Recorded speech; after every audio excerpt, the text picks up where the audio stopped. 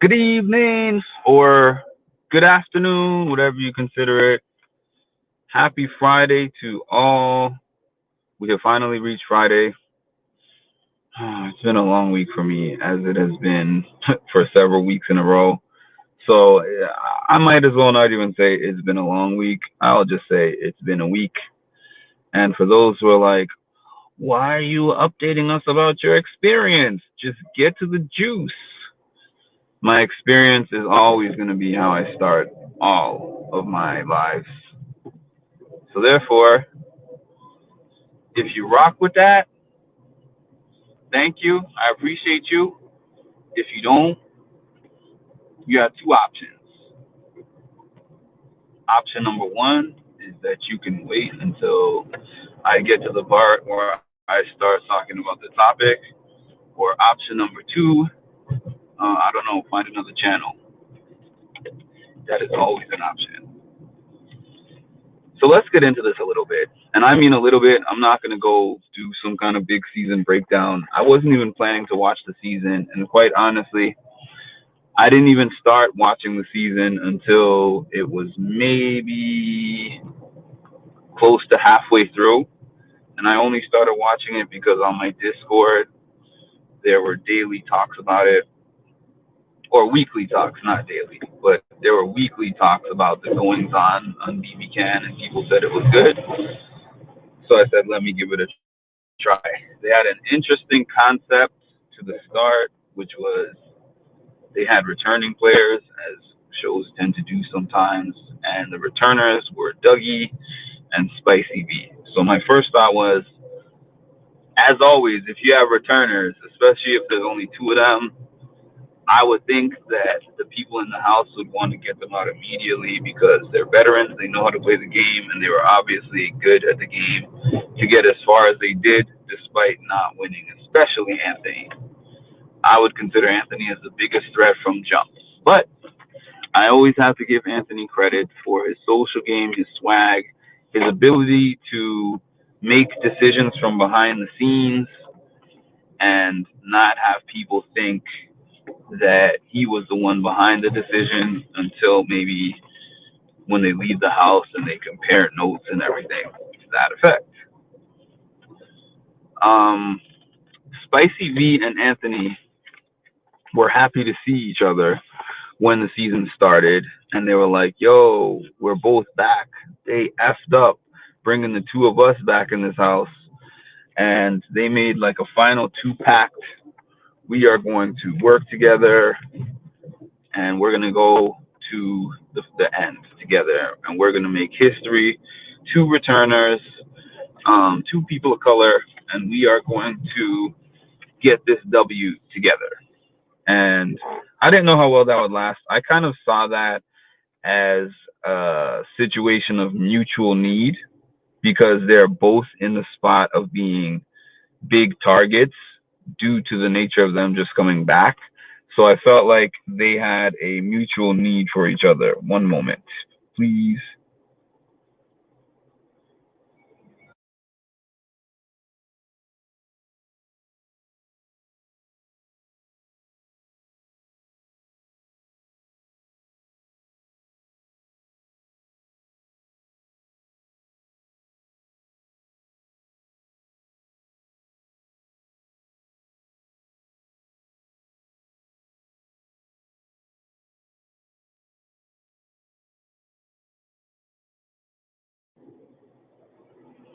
Okay, I'm back. I'm sorry about that brief delay.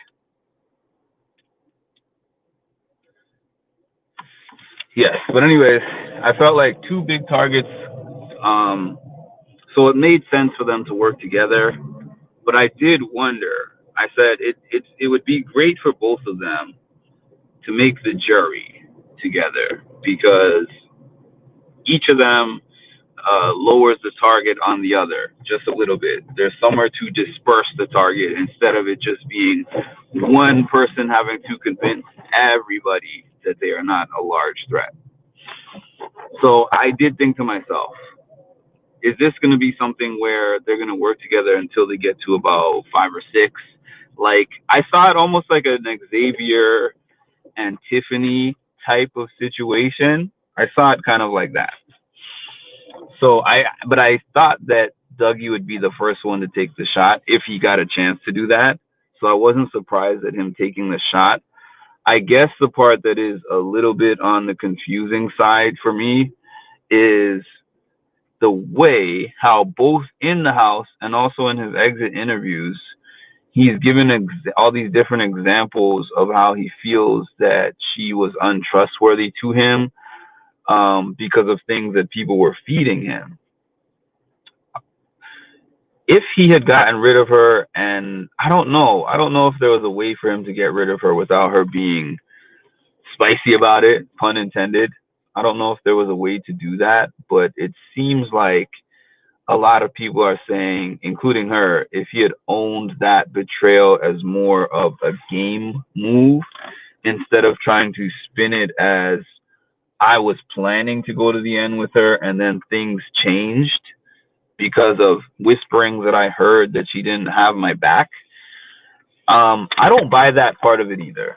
And the reason why I don't buy that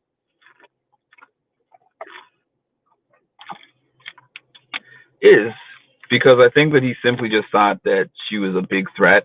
And then if they don't have a known final two, like if they have not declared to the other people in the house that they have a final two, if they bring up his name as a possibility to get out of the house and they're having conversations saying that he's going to be the hardest person to take out in the end, what is she supposed to do in those conversations? No, don't take him out. I'm working with him. I trust him. You know what I mean?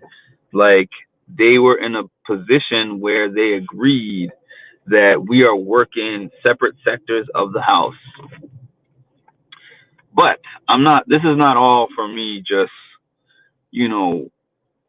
talking down on Anthony or anything like that. A thought that I had about that is everybody is like, Anthony's a manipulator. Anthony didn't play the game with truth and loyalty and justice. I hate hearing things like that when it comes to Big Brother. Unrelated to this specific season, but that's just something I don't like about Big Brother in general. I totally get people having hurt feelings about being deceived in the game. Now, when it comes to manipulator and the game was not played in a truthful and honest way, because I was watching these interviews with Bailey where she said she played the game in an honest way. I don't think that you can win Big Brother in an honest way. And the reason why I say that is because you're living with somebody 24/7 for anywhere between, 70 to 100 days, depending on the season. And you're having conversations with them all day. You're sleeping in the same rooms with them. And you're not really going to be able to be true to a whole bunch of people. You make final threes, you make final twos, you make final fives, you make final six. Those things change and shift depending on who's in power, depending on new information that might have happened and come up that week.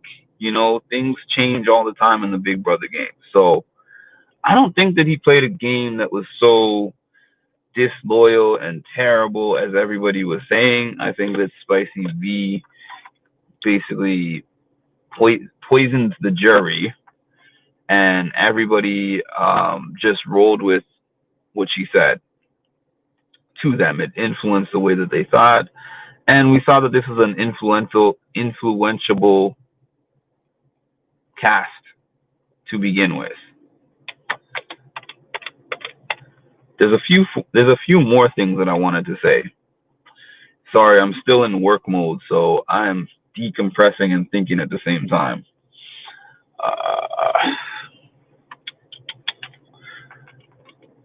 Bailey's game, I do respect the fact that she had such a hard road to get to the finals. So I'm not going to say that she didn't deserve to win, but when we talk about whether somebody deserves to win or not, that's very subjective. It can't even be objective. It's very subjective because the fact that there's a jury at the end of the game, no matter how you play, that regardless, the jury can decide whatever the jury wants. You can have the most terrible gameplay that the game has ever seen, and if the jury likes you or dislikes the other person, they can choose who wins and loses. So it's not just about gameplay. When he made his final speech, he was like, I am a powerful player. I made the most moves. I was the most strategic." And he was right about everything that he said, despite the fact that he said it in such a, I don't know, arrogant way. It was kind of, the speech was kind of jag-ish, but he didn't have a mat sitting next to him. Like, he had so, it was almost like a Taylor and Monty type choice. That's how I felt about this. This is like a Taylor and Monty type choice. I thought Anthony should have never picked Bailey to sit next to him. I mean, people say, yeah, he didn't know the things that we saw about those jury segments and everything, but I think it was kind of an arrogant choice. I saw somewhere where he said, "I thought that sitting next to a strong black woman would." He probably thought that it was an opposite of a Taylor, like Alexis would be a Taylor, but I did not think that Lexus had as compelling of a story of bullying and being on the block week one and then coming off the block because of somebody leaving and then like a triumphant comeback story and winning a crucial HOH. It was just many more facets to Taylor winning, and I think that was a very shallow and not well thought out choice for him to pick Bailey to sit next to him, and I was really, really surprised by that. So he proved that you can play a almost flawless game and still lose the game. And I remember when they showed that clip of him saying, "Oh, I have to be humble, but how?" And they showed that clip in two different episodes. And I was saying to myself, you don't celebrate at Final Four, you don't celebrate at Final Three, and you don't even celebrate at Final Two because you have to figure out how to convince the jury, which a lot of them you are responsible for getting them out.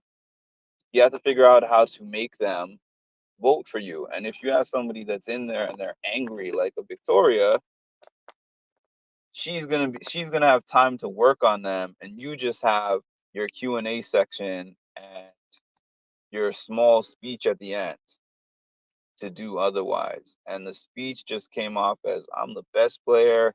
I'm the best player this game has ever seen. I was never nominated for the block in 2 seasons. I was in control of the game. I made the best game moves. And again, this is all true, but the jury didn't like him and the jury was angry at him. So therefore, Bailey took it kind of, I'm not trying to discredit her, but kind of by default. The objectivity best game doesn't always win these shows. Yeah. So playing the best game, making the most strategic moves. Anthony, in all the exit interviews I've seen, has been very salty because he said, I thought that this is a house full of gamers. So I thought that they would respect the game. And when we look at like Jag versus Matt, Jag kind of did something similar in the finale as what Anthony did, except everybody was like, Matt didn't do anything. So we can't even credit him like that because like we would have liked to vote for Matt. But what did Matt actually do? And when they asked him, he was like, we did this as a partnership. So he took away his opportunity. He should have done. If he had had a speech like a Bailey type of speech, Bailey's speech was good. I'll give her credit for that. I especially loved the part where she said something to the effect of, in a chess, she said, Anthony is a king, but in a chess game, the king hardly has to move around and the queen makes all the moves. And I'm like, that's not really, I mean, that's a great analogy. That's not really true for you, but it sounds good. And that's all that matters. It seemed like the jury gave her an alley oop and all she had to do was dunk the basketball. Honestly, I don't think he would have beaten Bailey no matter what he said, but to maximize his chances, the biggest thing he should have been talking about was not the fact that he made the best and most dominant game moves. It should have been convincing them, just being a little bit humble and acting like he cares about the moves that he made. It's like, I'm sorry. I'm sorry that I had to do this, but that's what I had to do for the game. And then when he tried to throw in the personal parts about his mom being sick, about his friend passing away, it's like I see the Big Brother game as just a large accumulation. It really is a chess game. You know, like at the beginning of a chess game, you take out some pawns, you get some pieces out that are less important, and then you set it all up, and then all of a sudden it's checkmate. But the checkmate didn't happen with one, two, or three moves. It happened with the way that you've been setting up and lining up the game all along. So by that point in time, nobody's going to be worried about his sob story when that's not how he was acting around them in the house. So I think he should have picked Lexus. I don't think that he's this big master manipulator like everyone's saying. Um, I know not a lot of people will agree with me, but I think that he played an Xavier type of game, but he had too much arrogance. Xavier played that same type of game where he was behind the scenes. He was throwing comps, especially in the early days. He only won when he had to. He used other people to take big shots for him, i.e., getting Kylan to get Tiffany out, and then using Big D to get out Kylan. You know, when Kylan said he's a coward and all this stuff, and that whole big dramatic thing. Xavier did the same thing, except he was much better with relationship management. That's what I'm calling it, relationship management. He managed his relationships with everybody much better. And even the people who were bitter with him, they did respect the gameplay because he owned the gameplay. He said to Kylan, whether Kylan liked it or not, Kylan clearly did not like it, but he told Kylan, he said, if I had warned you ahead of time, you would have found a way not to be in this position. And then it was like, I used Big D to take the shot instead of myself because I didn't want the blood on my hands. Because he was trying to play as clean and smooth of a game as possible.